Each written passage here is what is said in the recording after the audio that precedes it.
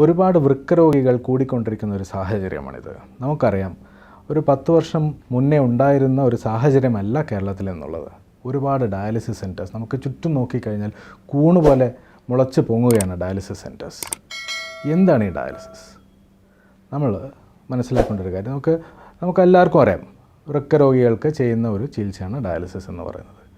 വൃക്കരോഗികളിൽ 2 വൃക്കകളും ഒരു 90% മേലെ ഫെയിലിയറിലോട്ട് പോകുമ്പോഴാണ് നമുക്ക് ഈ ഡയാലിസിസ് എന്ന് പറയുന്ന ഒരു ചികിത്സ ആവശ്യം വേണ്ടി വരുന്നത്.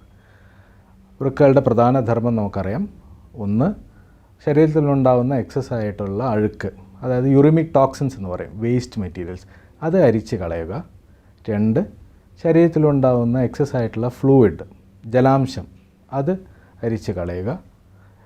ബോഡിയിലെ ബ്ലഡ് പ്രഷർ കൺട്രോൾ ചെയ്യുക. ഇതൊക്കെയാണ് കിഡ്നിയുടെ പ്രധാന ധർമ്മങ്ങളെന്ന് പറയാം. അപ്പോൾ നമ്മുടെ ശരീരത്തിലെ 2 വൃക്കകളും 90% മേലെ, അല്ലെ ഏതാണ്ട് 100% തന്നെ പ്രവർത്തിക്കാതിരിക്കുന്ന ഒരവസ്ഥ വരുമ്പോൾ നമുക്ക് മനസ്സിലാവും നമ്മുടെ ശരീരത്തിലുള്ള അഴുക്കിൻ്റെ അളവ് കൂടുന്നു, ശരീരത്തിലുണ്ടാകുന്ന ജലാംശം കൂടുന്നു. അങ്ങനെ ഉണ്ടാകുമ്പോൾ അത് നമുക്കൊരു മെഷീൻ വഴി, ആർട്ടിഫിഷ്യൽ കിഡ്നി വഴി രക്തം ശുദ്ധീകരിക്കുക എന്നുള്ള ഒരു പ്രക്രിയയാണ് ഡയാലിസിസ് എന്ന് പറയുന്നത്. ഇത് 2 രീതിയിൽ നമ്മൾ ചെയ്യുന്നുണ്ട്. ഒന്ന് ഹീമോ ഡയാലിസിസ്, മറ്റൊന്ന് വയറ്റിൽ ചെയ്യുന്ന പെരിറ്റോണിയൽ ഡയാലിസിസ് എന്ന് പറയുന്ന ചികിത്സ. ഹീമോ ഡയാലിസിസ് എന്ന് പറയുന്ന ചികിത്സയാണ് കേരളത്തിൽ ഇന്ന് 90% ആൾക്കാരും ചെയ്യുന്ന ചികിത്സ. അതായത് നമ്മുടെ രക്തശുദ്ധീകരണം നടത്തുന്നതിനാണ് ഹീമോ ഡയാലിസിസ് എന്ന് പറയുന്നത്. രോഗി ഹോസ്പിറ്റലിലേക്കോ അതോ ഒരു ഡയാലിസിസ് സെൻറ്ററിലോട്ടോ പോയിട്ട് ഒരു ഡയാലിസിസ് ആക്സസ്, അത് ഒരു ടെമ്പററി ആക്സസ് ആവാം, അല്ലെങ്കിൽ ഒരു പെർമനൻ്റ് ആക്സസ് ആവാം. ടെമ്പററി ആക്സസ് എന്ന് പറയുന്നത് നമ്മൾ കഴുത്തിലോ കാലിലോ ഇടുന്ന ട്യൂബിനാണ് ടെമ്പററി ആക്സസ് എന്ന് പറയുന്നത്.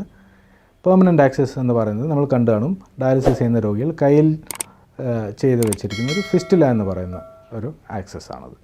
അതിലൂടെ രക്തം, അതായത് അശുദ്ധമെന്ന് ഉള്ള രക്തം നമ്മൾ എടുത്ത് ഡയാലൈസർ എന്ന് പറയുന്ന ആർട്ടിഫിഷ്യൽ കിഡ്നിയിലൂടെ പാസ് ചെയ്ത് തിരിച്ച് രോഗിയിലേക്ക് എത്തിക്കുന്ന ഒരു പ്രക്രിയയാണ് ഡയാലിസിസ് എന്ന് പറയുന്നത്. ഇതും ഏതൊരു മെഡിക്കൽ പ്രൊസീജിയറിനെ പോലെ കോംപ്ലിക്കേഷൻസ് ഉള്ള ഒരു പ്രൊസീജിയറാണ് ഡയാലിസിസ്. പക്ഷേ ഡയാലിസിസ് എന്ന് പറയുന്ന ഒരു ചികിത്സ തുടങ്ങുന്നത് വൃക്ക പൂർണ്ണമായും ഫെയിലായതിനു ശേഷം ഒരു രോഗിക്ക് ഡയാലിസിസ് അല്ലാതെ ജീവിതം മുന്നോട്ട് കൊണ്ടുപോകാൻ പറ്റില്ല എന്നുള്ളൊരു സാഹചര്യത്തിലാണ് ഡയാലിസിസ് ചെയ്യുന്നത്. അതുകൊണ്ടാണ് സ്ഥായിയായിട്ടുള്ള വൃക്കരോഗമുള്ളവരിൽ നമുക്ക് വീണ്ടും ഡയാലിസിസ് ചെയ്യേണ്ട ആവശ്യം വരുന്നത്. ഡയാലിസിസ് ചെയ്തുകൊണ്ട് വൃക്കകളുടെ പ്രവർത്തനം മെച്ചപ്പെടുന്നില്ല.